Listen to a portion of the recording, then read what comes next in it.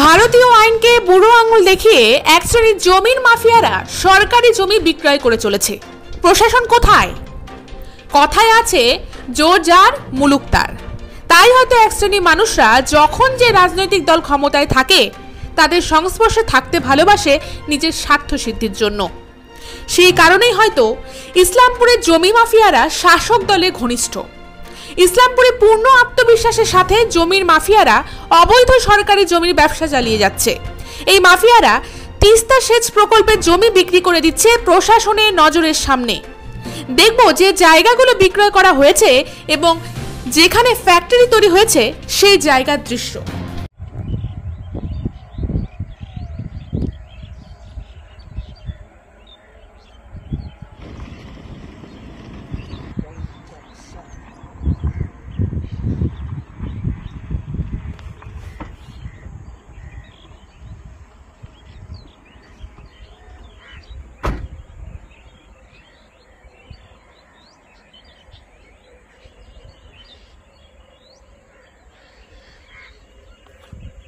জলটা তো বড় করতে হবে।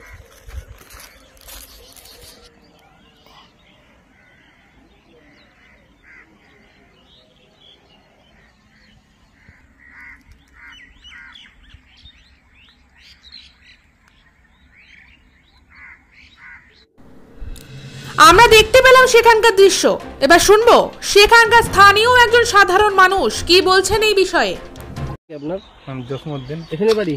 হ্যাঁ। এই যে দাদা তিস্তার জমিতে যে এইগুলো বাড়ি ঘর হচ্ছে এদিকে, হ্যাঁ, কি বলবেন? আপনি আমি কি বলবো, ওটা আমার তো নাই, আমি তো করিনি। ওইটা কে করছে? এটা ওই গ্রামের লোক করছে, ইসলামপুরের লোক করছে। তিস্তার পারে? হ্যাঁ, তিস্তার পারে। কয়জন লোক মিলে করছে? হ্যাঁ, মোটামুটি 2-3 জন আছে এখানে। 2-3 জন মিলে করছে। জায়গাটা তো ফাঁকা জায়গা। হ্যাঁ, ফাঁকা জায়গা। ও খাতার আছে, খাতা লিছে। ও তিস্তারও আছে? তিস্তার কিছু সমান আছে। তিস্তারও আছে। কি কাজ করে ওখানে? ওখানে এই ছেলেগুলা স্কুল পড়ায় তো, পড়ে বাচ্চা ছেলেগুলা গায়ে স্কুল বলে না। এদিকে কি বলে লাকড়ি বানাইছে একটা একজন? হ্যাঁ, এরা ফ্যাক্টরি বার হয়েছে। এটা ফ্যাক্টরি? হ্যাঁ, টস ফ্যাক্টরি। টস ফ্যাক্টরি অনেক জায়গায় হচ্ছে এখন তিস্তার জমিতে, না দাদা? ঠিক। ওটা আবার কি? কি নাম আপনার? আমার নাম জসমউদ্দিন। জসমউদ্দিন। শোনা গেল একজন স্থানীয় মানুষের মুখের কথা। এখন শুনবো এই বিষয় নিয়ে বিজেপি নেতা কি বলছেন।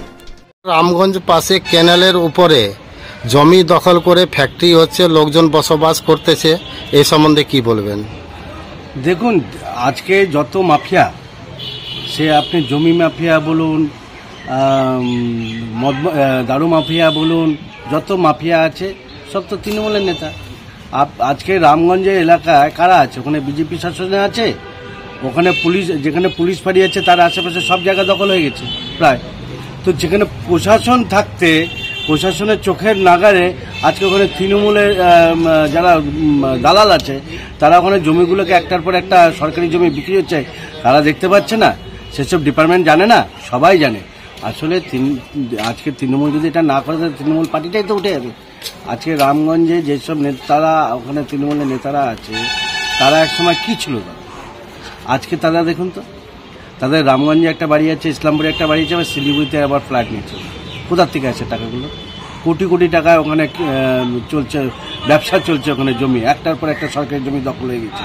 আপনি রামগঞ্জ থেকে নিয়ে যে চোপড়া লক্ষ্মীপুরের রাস্তাটাতে যান, দু সাইডে সরকারি জমি একটাও আপনারা পাবেন না, সব একটার পর একটা দখল হয়ে যাচ্ছে। তিস্তার পাড়া, কদিন পরে তিস্তার যতটুকু আপনারা ক্যানাল দেখতে পাচ্ছেন ওইটুকু ক্যানাল দেখতে পাবেন না, ওটাও দখল করে নেবে। আপনারা যদি ওই তিস্তা ক্যানাল দিয়ে যদি চলে আসেন, আপনারা চলে যান সোনাখোদার এদিকে, আমাদের ইসলামপুর বিধানসভার মধ্যে আপনি পরে ওটা চলে যান সোনাখোদার দিকে, যদি আপনারা দেখবেন যে তিস্তা ক্যানেলটাই ওরা উঠিয়ে দিচ্ছে, পাবেনই না খুঁজে। একদম ওদিক থেকে চলে যান ঘোড়ামারা অবধি, তিস্তা ক্যানেল আর খুঁজে পাবেন না। কেন? সব জায়গা দখল করে নিচ্ছে এবং প্রত্যেকটাতে সরাসরিভাবে তৃণমূলের যারা জমি মাফিয়ার নেতা আছে তারা জড়িত আছে। এবং এটা তৃণমূলের উচ্চ স্তরের নেতা থেকে আরম্ভ করে সবাই কাটমানিতা প্রত্যেকের কাছেই যাচ্ছে। কি নাম আপনার? সুরজিৎ সেন। একটি ফ্যাক্টরি এবং এলাকা দখল করে একদিনে কিন্তু এতগুলো বাড়ি তৈরি হয় না। দীর্ঘদিন ধরে সরকারি জমির মধ্যে ফ্যাক্টরি এবং বাড়ি নির্মাণ হচ্ছে তা হয়তো সকলেই জানেন। যখন সাংবাদিকরা সেই সমস্ত বিষয়গুলো নিয়ে খবর করে নেতাদের কাছে বিষয়টি সম্বন্ধে কিছু জানতে চাইলে তখন তারা বেশ সুন্দরভাবে একটি কথা বলে থাকেন, আমাদের জানা ছিল না কিংবা আমাদের কেউ জানায়নি। এখন আপনাদের মাধ্যমে কিংবা অন্য কোনো সাংবাদিকদের মাধ্যমে ঘটনাটি জানতে পারলাম। আমরা ঘটনাটি যাচাই করে পূর্ণ ব্যবস্থা নেব। কথাগুলো যে পুরোপুরিভাবে মিথ্যে কথা বলেন তা কিন্তু বোঝা যায়। একটি ফ্যাক্টরি নির্মাণ করতে প্রশাসনের কাছ থেকে বিভিন্ন অনুমতিপত্রের দরকার হয়। তাহলে কি এটা ধরে নেওয়া যায় যে এখানে যে ফ্যাক্টরি এবং বাড়িঘর হচ্ছে তা তৈরি হয়েছে কোনো অনুমতি ছাড়াই? আমরা যা বললাম ঠিক সেই একই রকম উদাহরণ দিয়ে একজন টিএমসি নেতা কি বললেন এই বিষয়ে একটু শুনবো। বলতেছি কি, রামগঞ্জ এরিয়াতে ক্যানেলের উপরে, ক্যানেলের পাশে জমি দখল হচ্ছে, দখল করে স্কুল হচ্ছে, ফ্যাক্টরি হচ্ছে, বাড়িঘর হচ্ছে, এ সম্বন্ধে কি বলবেন? দেখুন, আমরাও শুনেছি, কালকেও একটা চ্যানেল যোগাযোগ করেছিল যে কিছু লোক আছে যারা ক্যানেলের, যেটা তিস্তার প্রজেক্টের জমি, ওই জমিতে বাড়িঘর করছে বা বিক্রি করছে, ব্যবসা করছে। আমরা শুনেছি। শোনার সাথে সাথে আমরা অ্যাডমিনিস্ট্রেশনকে, পুলিশ ডিপার্টমেন্টকে জানিয়েছি যে এগুলো তাড়াতাড়ি বন্ধ করা হোক, কারণ ওটা গভর্নমেন্টের জমি, তিস্তা ক্যানেলের জমি, তিস্তা প্রজেক্টের জমি। এই যে বলছে বিরোধীরা যে তৃণমূল পার্টির লোক জড়িত আছে বা নেতা জড়িত আছে, এটা সরাসরি মিথ্যা কথা। কারণ ওখানে কিছু জমি মাফিয়া আছে, কিছু এজেন্ট আছে, কিছু দালাল আছে, যারা ওরা ব্যবসা করে খাচ্ছে নিজের স্বার্থের জন্য, নিজে ইনকাম করার জন্য এগুলো করছে। তো আমি এটা বলতে পারি আপনার চ্যানেলের মাধ্যমে যে কিছু এজেন্ট আর কিছু মাফিয়া, জমি মাফিয়া, ল্যান্ড মাফিয়া যারা আছে, ওরা এগুলো করছে। Doctor Sadikul Islam, chairman Inquilab foundation and Trinamool নেতা। কথাগুলো শুনে কেমন হাস্যকর মনে হয় না? উনি বলেছেন এই কথাগুলো নাকি তিনি মাত্র শুনেছেন। এটা কি সত্যি কথা? এটাই যদি সত্যি হয় তাহলে উনি কি করে শুনলেন?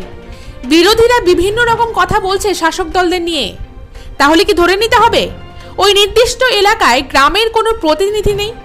বৃহৎ আকৃতির একটি ফ্যাক্টরি যদি দেখতে না পায়, একটি বস্তিকে যদি দেখতে না পায় প্রশাসন এবং প্রশাসনের অন্যান্য কর্তারা, তাহলে বহিরাগত দুষ্কৃতী কিংবা দেশদ্রোহীদের দেখতে পাবে কিভাবে প্রশাসন? এই নেতার কথা অনুযায়ী না দেখাটাই স্বাভাবিক। যারা ফ্যাক্টরি দেখতে পায় না তারা 5-6 ফুটের মানুষকে কিভাবে দেখবে? শুনবো এবার এই বিষয়ে সিপিএম নেতা কি বলছেন। রামগঞ্জের কাছে ক্যানেলের পাশে যে সরকারি জমি আছে ওটা দখল করে লোকজন বাড়ি ঘর করতেছে, কেউ কোচিং সেন্টার চালাচ্ছে, কোনো ফ্যাক্টরি বসছে, ওই সম্বন্ধে কি বলবেন আপনি? দেখুন, এ রাজ্যে বামপন্থী সরকার আসবার পর আমূল ভূমি সংস্কারের মাধ্যমে গরিব মানুষদের পাট্টা দেওয়া হয়েছিল এবং পরবর্তীতে আমরা দেখলাম এই যে শ্রমজীবী মানুষ, তাদের হাতে জমি গেল। এ রাজ্যের যে সরকারটা আছে এখন 2010-এর পরে আসবার পর, এ রাজ্যের সরকার একাধারে বলছে যে আমি জমি উদ্ধার করব, আবার পাশাপাশি দেখা যাচ্ছে এ রাজ্যের মুখ্যমন্ত্রী তার অনুপ্রেরণায় তার দলের জমি মাফিয়ারা বিভিন্ন জায়গায় জমি দখল করছে এবং জমি দখল করবার পর তারা হচ্ছে চড়া দামে বিক্রি করছে এবং জমি নিয়ে যে ব্যবসাটা তারা শুরু করেছে, এর বিরুদ্ধে আমরা, গরিব মানুষ সেখানে বসুক, তার হচ্ছে সেখানে বাসস্থান যদি হয়েও থাকে, একটা গরিব মানুষ তার পাটটা হচ্ছে গ্রামে গঞ্জে কেড়ে নিচ্ছে, এই হচ্ছে সরকারের হচ্ছে সাঙ্গপাঙ্গরা, তারা কোথায় যাবে? আমরা বলছি যে যদি পরিষ্কার করতে হয় তাদের বিকল্প ব্যবস্থা করুক। এ রাজ্যের মুখ্যমন্ত্রী বড় বড় কথা বলে, অথচ দেখবেন আপনি গোটা রাজ্য জুড়ে তার দলের সমস্ত হচ্ছে জমিগুলো হচ্ছে সেখানে হচ্ছে অধিগ্রহণ করছে এবং হচ্ছে বিক্রি করছে। এবং আমি জানি না যে তাদের কিছু কিছু জায়গায় এটাও খবর আছে যে তারা হচ্ছে রেকর্ডভুক্ত পর্যন্ত করে নিচ্ছে। কোথার থেকে হয় এগুলো? আমার নাম রঘুপতি মুখার্জি, আমি সিপিআইএম 1 নম্বর এরিয়া কমিটির সদস্য। শোনা গেল একজন স্থানীয় মানুষের মুখের কথা। এখন শুনবো এই বিষয় নিয়ে বিজেপি নেতা কি বলছেন। দিন আগে আমিও গেছিলাম ওই এলাকাতে, দেখছি যে তিস্তার উপরে যে সরকারি জমি, তিস্তার জমি, সেগুলোতে বিভিন্ন ধরনের দোকানপাট দখল করে বসে পড়ছে। এটা তৃণমূলের রাজত্বে সব কিছু জায়জ আছে, ওরা যা করবে সেটাই জায়জ। কেন যে তিস্তা যে প্রজেক্টটা আছে তিস্তা প্রজেক্টটা এটা 1970 সালে গনি খান সাহেবের নেতৃত্বে এটা হয়েছিল। ওই রামগঞ্জ অবধি কিছু জলের ব্যবস্থা করেছিল, সেচের ব্যবস্থা, কিন্তু এখনো পর্যন্ত ওখান থেকে সীমিত আছে। তো সেটা এখন বর্তমানে দেখা যাচ্ছে যে সরকার তিস্তা যে প্রজেক্ট আছে সেটা একটা হাতির মতো পালতেছে। এটা হাতি পালতেছে, এদের কোনো কাজকর্ম কোনো কিছু নাই, না তিস্তার কাজ হচ্ছে, না কৃষকের চাষের ব্যবস্থা হচ্ছে, কোনো কিছু নাই। আর তার ফলে এই যে মাফিয়াগুলো একটা সুযোগ পেয়ে যাচ্ছে, সমস্ত তিস্তার জমি দখল করে তারা হয়তো বিক্রি করছে। তৃণমূলের গুন্ডা বাহিনী, এইসব জমি মাফিয়াগুলো, এইসব ধরনের লোকগুলো। কি নাম আপনার?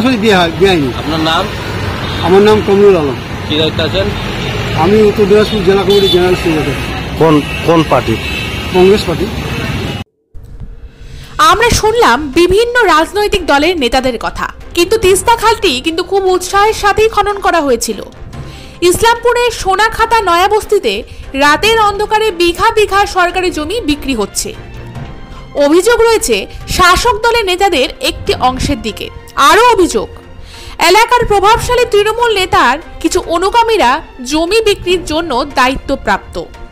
এই বিষয়ে বিজেপি জেলা সহসভাপতি সুরজিৎ সেন অভিযোগ করেছেন যে শাসক দল তৃণমূল সমর্থিত ভূমি মাফিয়ারা সরকারি জমি কেনাবেচা করছে। প্রশাসনের সামনেই নাকি এসব ঘটছে। এটি কেবল তিস্তার জমিতেই নয়, সর্বত্রই দেখা যাচ্ছে।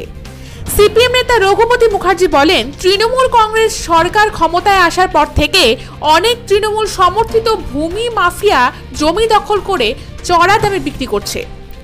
তৃণমূল নেতা সাদিকুল ইসলাম বলেন, আমিও শুনেছি যে তিস্তা খালের জমি অবৈধভাবে কেনাবেচা হচ্ছে। আমি দল এবং পুলিশ প্রশাসনকে জানিয়েছি যে এটি সরকারি জমি এবং এই কেনাবেচা বন্ধ করা উচিত।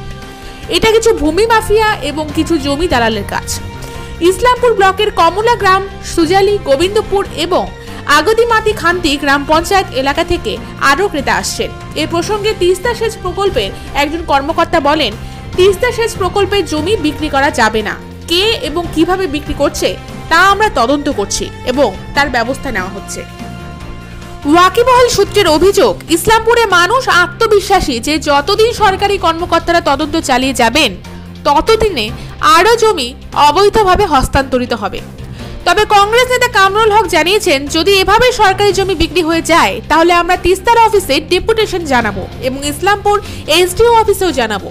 তারপরেও যদি বন্ধ না হয় তাহলে বৃহৎ আন্দোলনে নামবো, কিন্তু জমি বিক্রি বন্ধ করব। এখন দেখার বিষয় প্রশাসন কি পদক্ষেপ নেয় এই বিষয়ে।